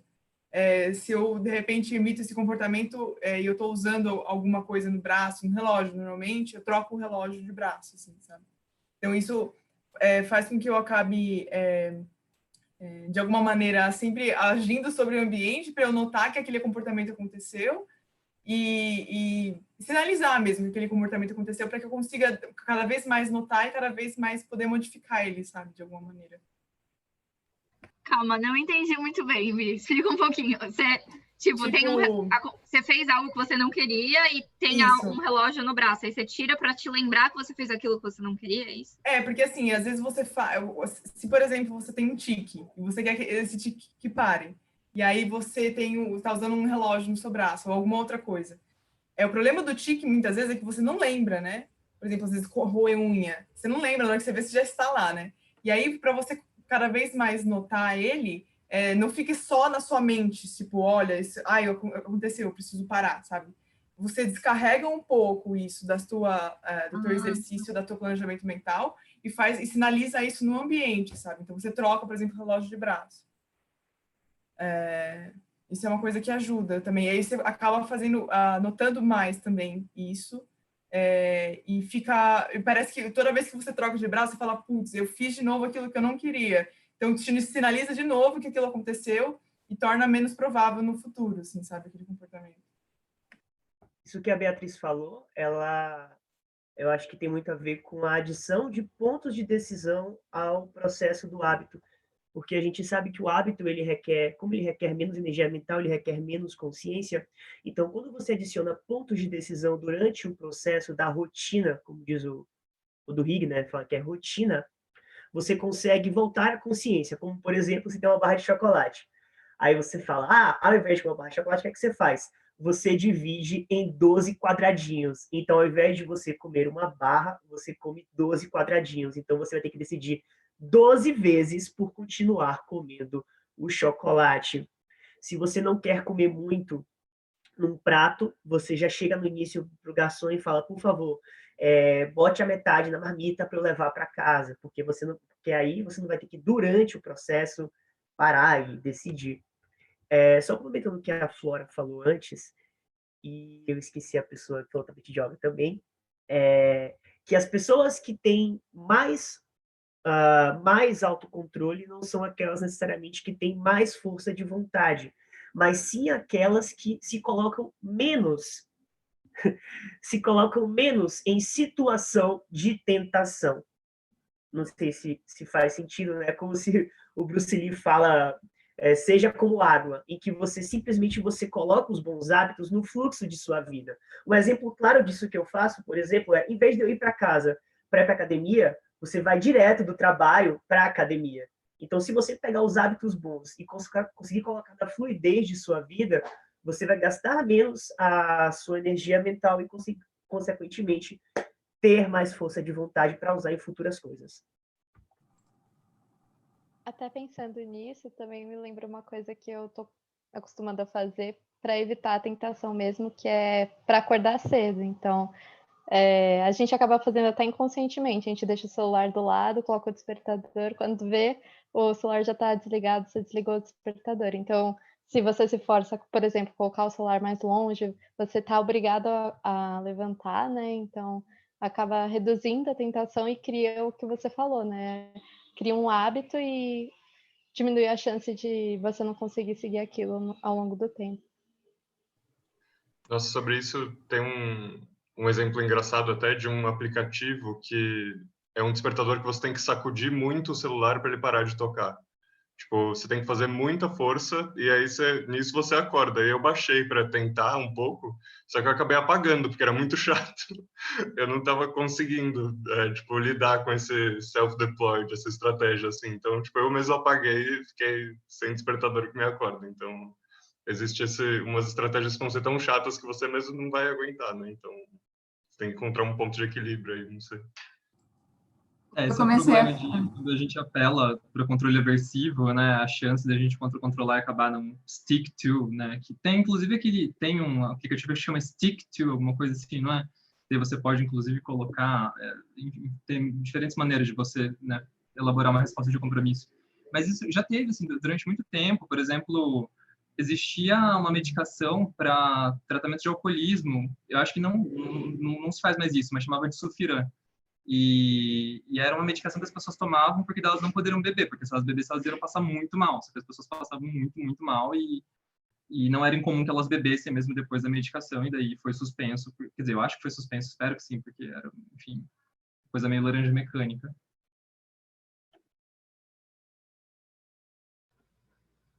Sim, só complementando, Thiago, esse que você falou é o interrupções planejadas.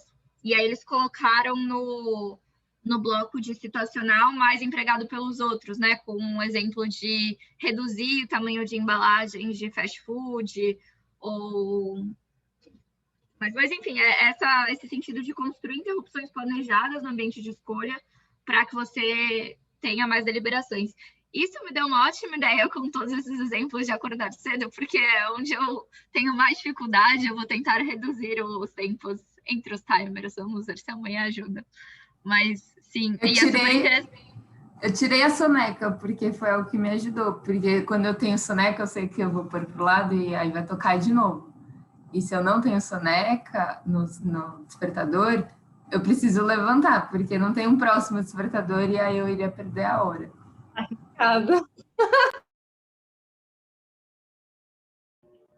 Na questão do soneca, para mim, pelo menos, funcionou que eu não posso colocar espaço muito longo. Eu colocava três sonecas de 10 minutos, o problema é que no primeiro soneca, entre um e outro, eu já tinha dormido de novo. Entre de 5 em 5 minutos, eu ainda não dormi. Então, realmente, tu vai lá, tu dá o soneca, aí tu fica... Aí, se tu vai, tá pegando sono ou não. Aí vem o soneca, aí não, então tá, então tem que levantar mais. Então, esses espaços é uma coisa que ajuda bastante. Nossa, adorei isso, Tainá. Eu fiz isso uma vez, funcionou muito bem. Não sei porque eu parei de fazer, você me inspirou para eu fazer isso de novo. Mas eu lembrei de um conteúdo, eu não lembro onde que eu vi essa semana. Assim que eu achar ele de novo, eu quero compartilhar com vocês, que foi uma coisa que me ajudou muito a levar mais a sério isso de, tipo, não confie no autocontrole, que era mostrar um experimento em que tiraram as tentações de um grupo e para outro grupo as pessoas tiveram que resistir e depois aplicaram alguns testes. Era tipo um quebra-cabeça, era alguma coisa que as pessoas tinham que persistir e tentar montar, e tentar, tipo, crack the code lá, the case. E todas as pessoas que tiveram que resistir muito à tentação performaram pior no teste, porque elas já estavam cansadas, elas tinham conseguido atingir a meta, tipo, elas não comeram, eu não lembro o que era a tentação, só que depois elas desistiam muito mais cedo e avançavam menos no desafio. Então, para mim, como que isso se conectou comigo emocionalmente? Eu falei, putz, eu vou ser uma profissional pior ao longo do dia se eu ficar resistindo o chocolate, se eu ficar resistindo, sabe, enfim, tirar uma soneca. Então, tipo, como que eu consigo tirar mais tentações ainda na minha frente para que eu não seja uma versão pior de mim ao longo do dia, sabe? Eu provavelmente vou ficar mais impaciente com as pessoas do trabalho, provavelmente eu vou ficar com mais preguiça de responder alguns e-mails que sejam mais complicados, porque eu já gastei concentração e esforço só para resistir, tipo, coisas que são detalhes, mas que estão aqui à minha volta, sabe? Então isso me assustou, tipo, ver essa mensuração muito real de performance pior das pessoas em uma atividade cognitiva depois. Isso é super interessante. Não sei nem se alguém lembra de alguns... exato, que é esse experimento... Quer falar, Leandro? Eu ia falar exatamente esse.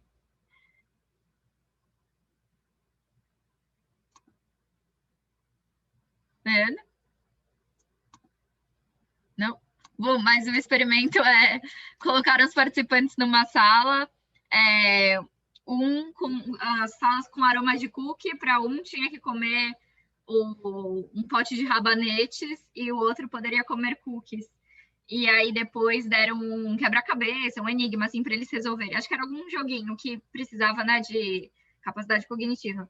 E o jogo, ele não tinha uma solução. Então, na verdade, o que os participantes não sabiam, mas eles queriam medir por quanto tempo as pessoas tentavam, né, e se controlavam para ficar naquela situação. E aí, os que comeram o cookie ficaram consideravelmente mais. Então, quem já tinha exercido autocontrole antes desistia menos. E é muito real isso, né? Como uma capacidade cognitiva. Por isso, acho que liga muito essa literatura autocontrole e hábitos, porque o hábito você torna um comportamento automático, né? Um que você, em tese, teria que resistir à tentação, mas fica algo muito fácil de fazer. Então, aí você não está mais exercendo o controle, você só vai para aquilo e aí não cai no caminho de gastar esse seu recurso cognitivo. Acho que é o desafio como criar hábitos, né? Pode ser até um próximo tema do encontro. Acho que para além do autocontrole é porque você não tem o hábito, talvez, de levantar cedo, porque aquilo não é automático, né? Isso Eu acho que... Oi, pode falar, desculpa. Não, eu ia falar que isso me lembra muito um ponto que vocês estavam conversando mais cedo, de não ser sempre essa dicotomia, tipo, fazer o certo no presente é ruim e eu tenho que sempre seguir o que é o bom e o que é o chato. Tipo, acho que eu já vi alguns conteúdos sempre mostrando muito que se a gente não encontrar o prazer no que a gente está tentando criar, acho que no começo vai ser difícil e tem níveis diferentes de prazer dependendo do hábito que a gente está querendo criar, mas se a gente não encontrar alguma recompensa no presente, é viver dando murro em ponta de faca, sabe? Então, porque eu sempre pensei muito nisso, tipo, putz, para virar um hábito e vai virar automático, mas quando que vai virar automático uma coisa que eu continuo sempre achando chata? Tipo, a gente não vai viver fazendo um monte de coisa chata o dia inteiro, sabe? Então, por exemplo, escovar o dente, eu não acho que alguém se divirta escovando o dente, mas por algum motivo a gente conseguiu falar, tá, eu me sinto quando eu vou dormir mais limpa, eu me sinto mais confortável, sei lá, o gostinho da pasta de dente me faz querer escovar. Tipo, esse é um exemplo bobo, mas para que as coisas virem automáticas, tipo, levou muito tempo e levou esforço, mas também a gente viu um benefício, né? Então, é que não sei, eu subestimava muito os hábitos antes, porque eu falava, não, é uma coisa que vai virar automática, então eu não vou precisar nem pensar nisso, mas aí eu não colocava muito esforço em estruturar isso e realmente, tipo, achar um prazer naquilo e testar. É porque é muita tentativa e erro também, né? Hábito, tipo, muita. Então, tem todo um plano de ação. Uma coisa que tem funcionado. Uma coisa que tem funcionado para mim nessa linha que a Vitória comentou é adicionar pequenos pontos de recompensa instantânea, gratificação instantânea. Então, você está para fazer uma tarefa que parece ser difícil ou parece chata, adiciona algum fator que vai te recompensar ali na hora. Isso eu acho que eu acabei fazendo, acho que naturalmente, hoje olhando para trás, acho que tem dado certo. Então, se eu tenho que fazer alguma tarefa chata no computador, logo que eu sento na frente do computador, eu ouço uma música que eu gosto super alta, assim. Isso me recompensa na hora. O meu cérebro entende que dali para frente é o que eu tenho que fazer. O problema é ter o autocontrole também de não ouvir mais de uma música, né? Parar a recompensa. Mas você tem que, não sei, lavar a louça, você só vai lavar a louça, ou melhor, você só vai assistir a televisão, ligar a televisão se você lavar a louça. Então, acho que o paper comenta isso, os autores comentam isso como talvez temptation bundling, que você coloca dois tipos de compensas e tentações complementares ao mesmo tempo, né? Acho que isso ajuda bastante a superar esse desafio. Eu acho interessante que essa estratégia é praticamente tipo reforçamento nu e cru, assim, tipo você contingenciar uma estratégia na outra, assim, uma estratégia que é um comportamento que é mais valorizado e um comportamento que é menos valorizado, você torna eles contingentes, ou nesse caso você faz os dois simultaneamente, e aí você acaba aumentando a frequência daquele comportamento que é menos valorizado, né? Então eu achei muito interessante como isso surgiu no texto. E eu fiquei com uma questão também, aproveitando, sobre essas estratégias que são aplicadas por você mesmo, né? Que eu acho que uma vez que você está disposto a aplicar esse tipo de estratégia, você já está um pouco avançado no processo, né? Que eu acho que um problema anterior seria como é que você motiva a pessoa a tentar isso, né? Tentar esse tipo de estratégia. Como é que você faz com que ela se motive a self-employ alguma coisa, né? Eu acho que esse passo anterior eu fico um pouco de dúvida porque ele é um pouco essencial, né, para que a pessoa se torne um pouco mais autocontrolada. Você começar a tentar esse tipo de estratégia, porque sem isso você só não tenta, fica dependendo muito de outros arranjarem um ambiente para você. É verdade, né? Por favor. Não, só ia falar que, olhando agora, eu não sei nem se faz tanto sentido ter essa dicotomia de empregado pelos outros ou empregado pela própria pessoa, porque acho que quase todas as técnicas que eles citam poderia ser empregado pela própria pessoa ou pelo outro. Então, justamente O que muda é quão propenso está o indivíduo nessa parte de formação de hábito, né? E talvez quando é empregado por ele mesmo seja mais eficaz, porque ele consegue, não vai ser algo que é na média, no padrão, mas ele consegue direcionar de acordo com as suas preferências e com seus objetivos, do que quando é uma intervenção de política pública que vai tentar englobar qual é o agregado das preferências da sociedade, que não necessariamente vai estar ligado ao pensamento, aos direcionadores daquela pessoa. Mas realmente, não necessariamente a técnica está associada a uma condição, mas é um outro passo, né? Um passo anterior. Isso me lembra um pouco da discussão daqueles autores que escreveram sobre auto-nudging, porque a ideia deles também é você dar um instrumento para que as pessoas façam esse self-deployment, não sei como que eu chamaria, e eu acho que a ideia é que no início seja realmente alguma coisa que está sendo monitorada e controlada por um terceiro, mas que daí aos poucos passe de uma situação heterônoma para uma situação autônoma, no sentido que a pessoa vai estabelecer para ela própria essas novas contingências. Sei lá, pensando em clínica, uma intervenção bastante comum para fumo, por exemplo, para fumante, por exemplo, para diminuir o consumo de cigarro. Você começa com automonitoramento. Então, por exemplo, quantos cigarros você fuma por dia, anota o horário que você fuma eles. Daí você tenta estabelecer uma meta, sei lá, são 10 cigarros por dia, geralmente é uma hora que acorda, depois no meio da manhã, depois antes do almoço, depois depois do almoço. E daí, depois que você faz isso, geralmente você pede para o cliente fazer uma hierarquia de qual que é o mais prazeroso, qual que é o menos prazeroso, para daí ir cortando do menos para o mais. Enfim, no início, tanto o monitoramento quanto os outros passos vão ser o psicólogo, o terapeuta vai estar lá acompanhando, mas aos poucos a ideia é que o cliente consiga fazer isso por ele próprio e vá monitorando a si próprio. Mas acho que no início, realmente, não tem muito como você fugir disso, né? De ser uma coisa mais heterônoma. O que eu acho interessante do Other Deployed, apesar de, como a Flora, vocês falaram, sempre meio que dá para ser tudo self-deployed, é que permite você ter um contexto mais complexo em algumas situações em que tem outras pessoas envolvidas que estão passando pela mesma situação que você, e isso traz uma força bizarra. Eu já vivi isso na prática, né? Já montei um grupo de poupadores de dinheiro e, enfim, eles tinham um ambiente onde eles podiam trocar e comprovadamente eles conseguiam juntar mais do que pessoas que não estavam fazendo parte desse ambiente. E tem, sei lá, Vigilantes do Peso, Alcoólicos Anônimos, né? Mais um monte de exemplo aí para mostrar a força que, quando é criado pelos outros e constrói essa comunidade, a questão do autocontrole fica um pouco mais fácil de lidar, parece. Motivação é uma coisa delicada, porque entra muito, são fatores individuais, pessoas são motivadas por diferentes coisas. Então, identificar isso, pensando justamente na questão do self-deploy, entra, assim, entre casos a casos que precisa ser analisado. Assim, o deploy, quando a gente fala sobre paternalism, não tem como não ter uma outra pessoa, porque como diz o termo, né, paternalismo. Aí, micro environment entra numa ideia, eu penso até mesmo dentro de clínicas. Realmente, dependente químico, tu não tem como tu sair de lá. Tu não tem como tu ter o uso das substâncias, tu não tem como ter tomar essas decisões, por assim dizer. Mas quando a gente fala sobre... Aí eu acho que entra bem na questão do temptation bundling, que é quase como uma questão de barganha, porque quando nós tratamos sobre mudanças de comportamento, entra muito uma questão de começar, pelo menos, com a diminuição do... Agora não me lembro o termo, mas...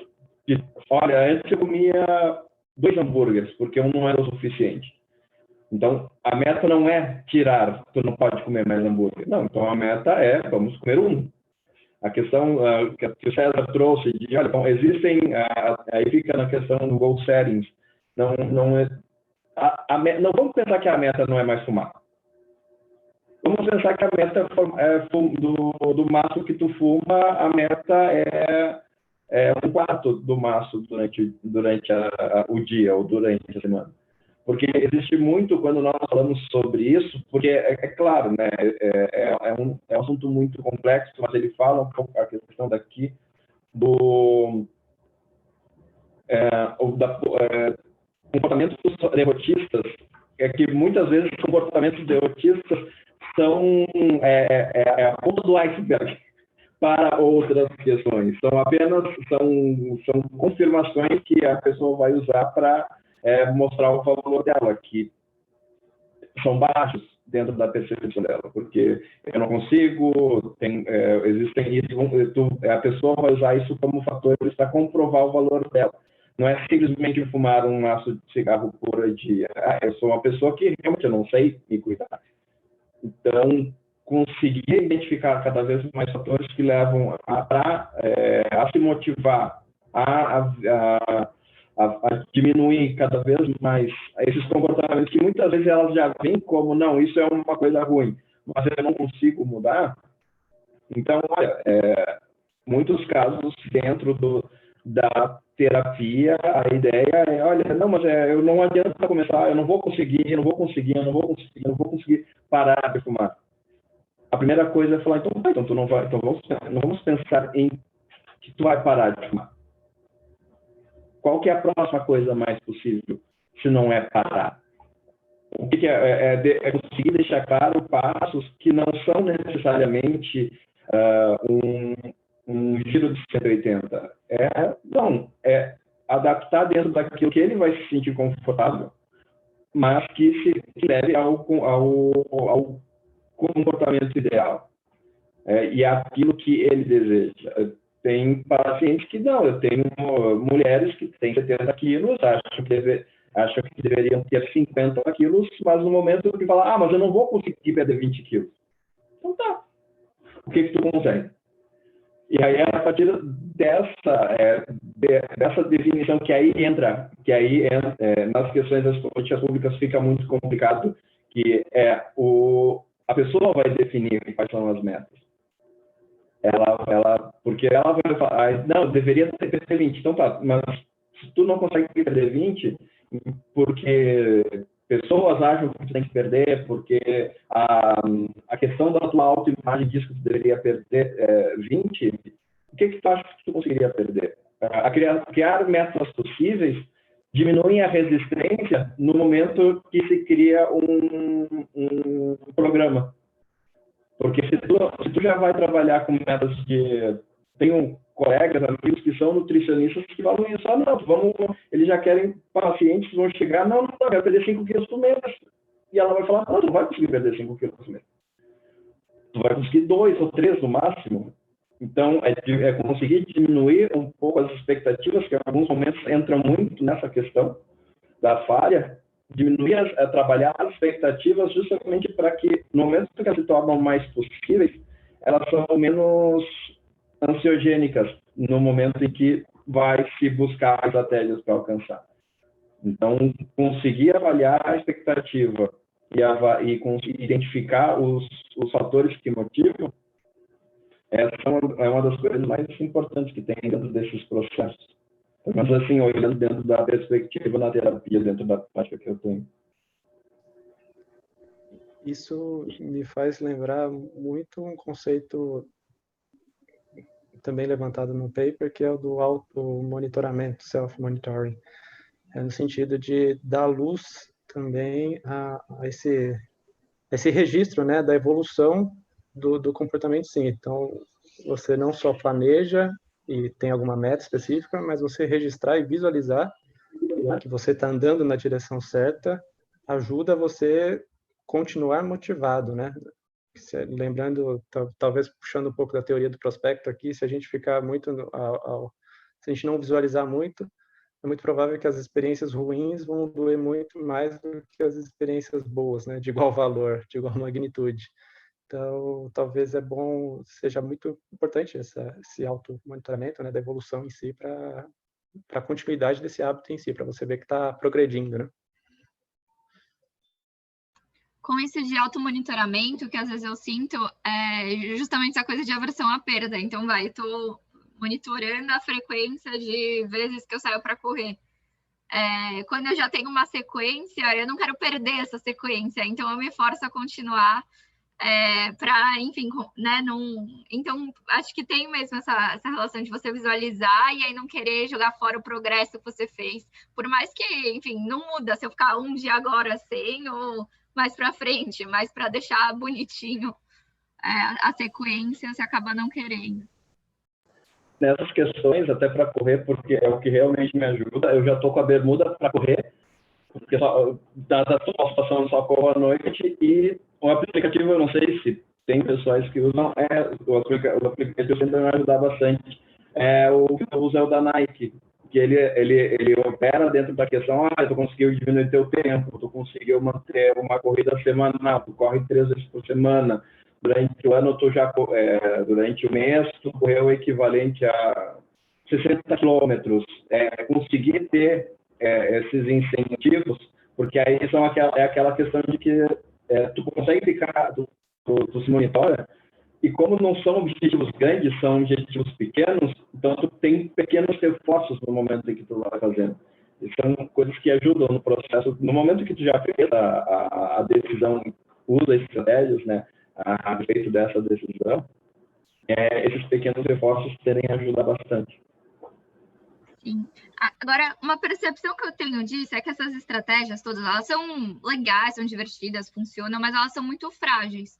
Então, eu sinto que elas acabam funcionando por um período de tempo, às vezes por uns meses, pensando no universo corridas e treinos, que acho que é o que eu mais testo, essas coisas um ciclo de treinos, mas aí eu mudo de contexto, sei lá, eu tô aqui na casa dos meus pais em Santos, eu vou para São Paulo, ou tem alguma mudança que me quebra, e elas caem todas por terra. O que faz com que continue é quando eu associo isso à minha identidade.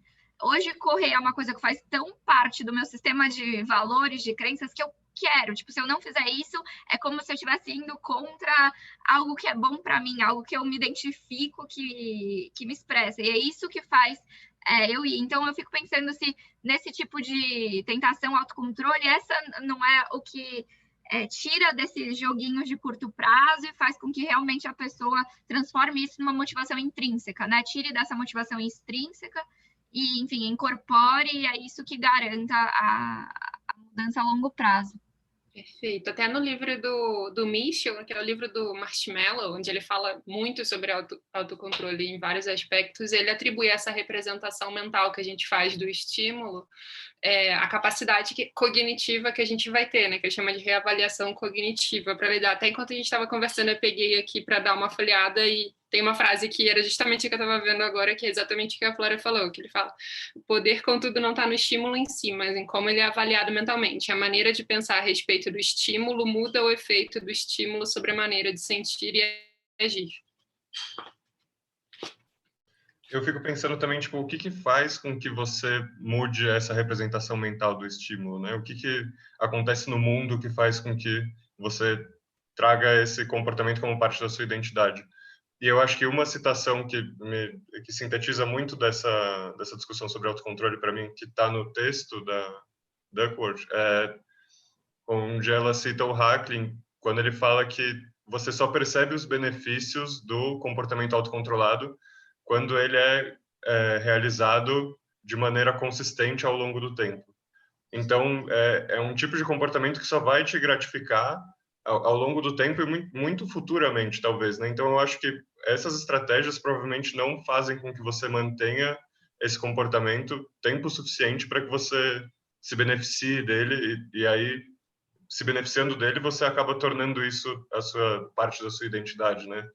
Eu não sei se você percebe isso dessa forma, né? Quando você fala, tipo, isso já é parte de mim. Você não vai falar, tipo, eu me beneficio tanto disso que isso virou parte de mim, mas acho que talvez isso aconteça, né? Você sente como se isso faz tanto sentido, né? Que eu acho que você já realizou tempo suficiente para ter esses benefícios de uma boa saúde, de correr regularmente, né? Eu acho que isso se tornou benéfico de uma forma ou outra. E eu acho que isso é um grande tópico a ser estudado ainda, a ser investigado, né? Como manter a longo prazo esses comportamentos. Porque na conclusão ela fala que muitas intervenções mantêm por um certo tempo e aí mudanças no mundo, né, contextuais, assim, fazem com que as pessoas deixem de agir autocontroladamente. Então, pensar em como manter isso a longo prazo, para mim, é um tema muito interessante. Sim, eu acho que está relacionado com isso, com entrar em contato com os benefícios a longo prazo também. É porque, normalmente, na questão da ressignificação, né? Uma coisa é tu correr porque tu é a melhor forma de tu fazer uma atividade física e tu precisa fazer uma atividade física porque tem que emagrecer, porque tem uma vida sedentária. E outra coisa é, não, eu tenho que correr porque se eu não corro, a minha perna me incomoda porque eu não corro. Né? E entra assim, porque existe a ressignificação. Não, a gente não está falando os benefícios da corrida, nós estamos falando do malefício que é não correr. Só de não falar sobre isso, a minha perna já tá meio inquieta, justamente porque hoje eu me organizei para poder fazer isso. Então, se nós falarmos sobre a corrida só como uma atividade para alguém que está querendo perder peso, ou está querendo sair de uma vida sedentária, é completamente diferente de falar com alguém que corre porque já tem esse interesse, corre porque gosta de correr. Então, é a mesma atividade, mas são por motivos diferentes. O que leva a essa alteração, aí o que realmente leva para a ressignificação da atividade, aí fica dentro do que é o verdadeiro desafio, né? Porque se nós falarmos sobre rotina, a criação daquilo ser inserida realmente na rotina, existem alguns estudos que falam, olha, é preciso anos, dependendo, para entrar realmente na rotina. E aí, sim, vai ser significado a um ponto de que, independente para onde tu vai levar o teu tênis e que tu precisa do teu tempo para poder fazer isso. É exatamente isso, que o benefício ele não está só no longo prazo, naquele estado que você tem que chegar, mas está no processo, na própria ação. Só que aí acho que o difícil é entender como você converte de uma coisa para outra, né? Como você internaliza esse benefício de longo prazo para algo de curto prazo também. E aí a sua escolha passa a ser entre dois benefícios de curto prazo, dois benefícios de agora, o que eu vou preferir no momento. Talvez por isso que eu tenha gostado muito do modelo 3. Bom, gente, acho que dado a hora, vamos caminhando aí para o final da discussão. Não sei se alguém quer fazer mais algum comentário, levantar mais algum ponto.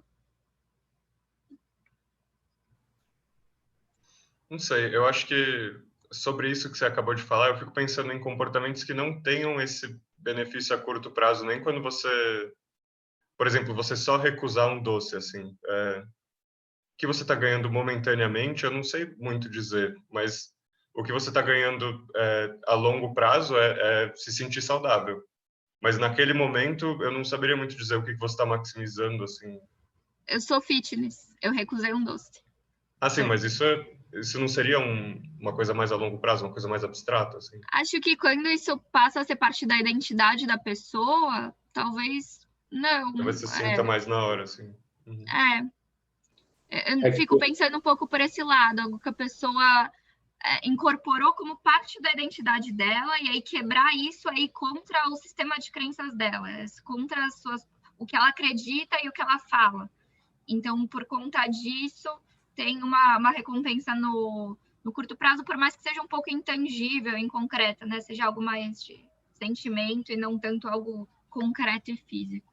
E acho que pode ser quem a pessoa é, sei lá, verdadeiramente, quem a pessoa quer ser também perante aos outros. E aí a importância das redes sociais ou de aplicativos, sei lá, tipo Strava, aplicativos, tem muitos, né, dessas coisas de atividade física, porque os outros estão vendo o que eu estou fazendo. Então, perante aos outros, eu sou uma pessoa que corre todos os dias. E se eu não for correr, às vezes não é nem por mim, mas é o que os outros vão pensar de mim, né? É que também tem uma coisa que é sempre bom cuidar, nunca é só um chocolate. Não é um bombom, não é um bis. Então, falar não para aquele é não levar a todo a série que vai vir. Quando nós falamos sobre alimentação compulsiva, se não, é até mesmo a própria questão do que foi acho que seria um pouco do microenvironment, ou modificador de situação, é conseguir identificar, assim, que o tu falar não, é realmente tu conseguir te modificar naquela situação de que é o que vai te levar a um binge. É o que vai te, assim, é o que tu precisa para virar. Se tu só precisa de um bis, se tu só precisa de uma bala Sete Belos, no momento que tu ganha essa bala Sete Belos, ele vai desencadear o resto, especialmente falando de pessoas que têm a questão da compulsão da alimentação. Então, falar não para aquele bombom é conseguir falar não para 40 minutos. que vão ser se alimentando. E aí, no momento que tu consegue perceber isso, de que, assim, tu vê que são esses pequenos comportamentos que podem ativar, aí tem o ganho. E é uma coisa bem legal quando o pessoal percebe, porque é cortar o impulso. E é consigo perceber isso.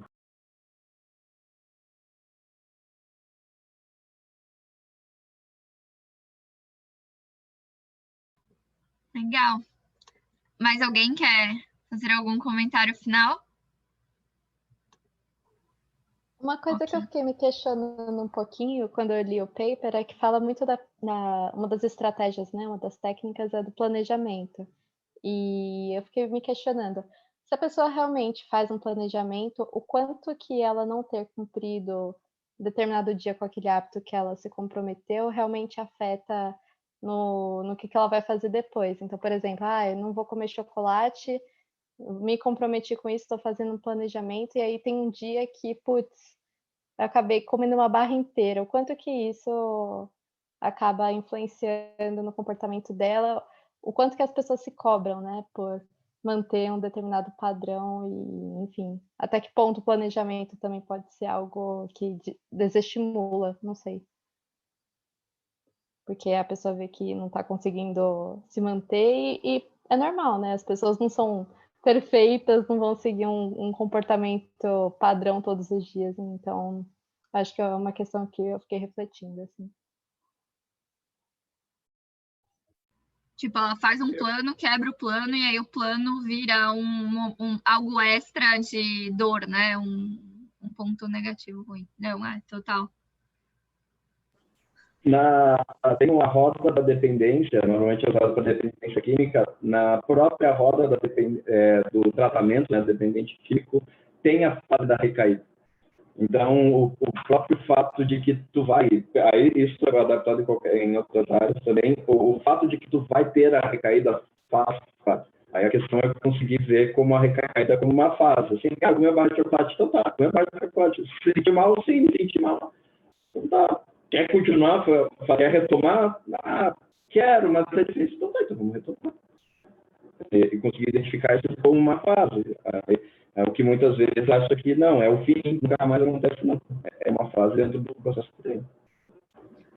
Nesse próprio tópico de fazer planos, eles até falam daquelas táticas, daquelas regrinhas, né? Se, então, para fazer com que a pessoa se planeje para imprevistos ou para situações e circunstâncias onde ela não consegue manter o plano, para isso não ser algo que, de fato, quebre. Henry, não sei se você ia falar alguma coisa. Não, eu ia comentar em relação ao planejamento que acho que o planejamento deve deixar espaço para que isso aconteça naturalmente, né? Você planejar pro ser humano robô é inimaginável, né? Acho que o planejamento ele tem que conter um pouco do ser humano real. E era mais isso, e ter essa noção também, que é o outro conceito que traz no paper, em algum momento você ter a capacidade de virar chave, de recomeçar. Pode ser no próximo dia, na próxima semana, acho que isso ajuda, uma forma de driblar.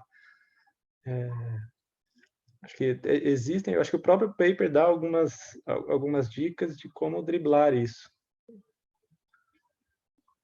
Sim, que também é aquele efeito novo começo, né? Que também entra nesse bloco. Bom, pessoal, então vamos encerrar o encontro de hoje. E aí achei muito interessante a frase que o Lowenstein conclui o comentário ao artigo, que ele remete ao título do artigo da Duckworth, Kirkman e Leibson, que é Além da Força de Vontade. E aí ele fala que a melhor forma, então, de combater esse tipo de problema de autocontrole, fazendo alusão ao artigo e com o ponto que eles concordam, é que não é aumentando o autocontrole das pessoas, mas justamente removendo a necessidade disso, né? Então, mexendo aí com todas as técnicas para fazer com que a gente não dependa da capacidade cognitiva que se desgasta ao longo do tempo, mas sim torne isso algo positivamente recompensador, ou que a gente evite, de fato, essas situações. Obrigada pela presença e participação de todos. E acho que no encontro do mês que vem, vamos decidir lá no grupo qual vai ser o tema, mas gostei da sugestão, acho que a Thay falou, né, da gente fazer sobre hábitos, o que vocês acham? Parece que conversa bem, e se alguém tiver dicas de artigos, leituras, talvez algo mais para psicologia dessa vez, seria interessante ver algo, não sei, talvez de análise de comportamento, algo assim. Mas vou dar também uma pesquisada entre os artigos de ciências comportamentais, se alguém tiver ideias, e aí a gente vai se falando pelo grupo e marca no mês que vem. Mas muito obrigada pela presença. Tchau, tchau. Obrigado, Flora, pela Tchauzinho, organização. gente. Obrigada, hein? Até mais. Obrigada pela reunião. A gente comenta.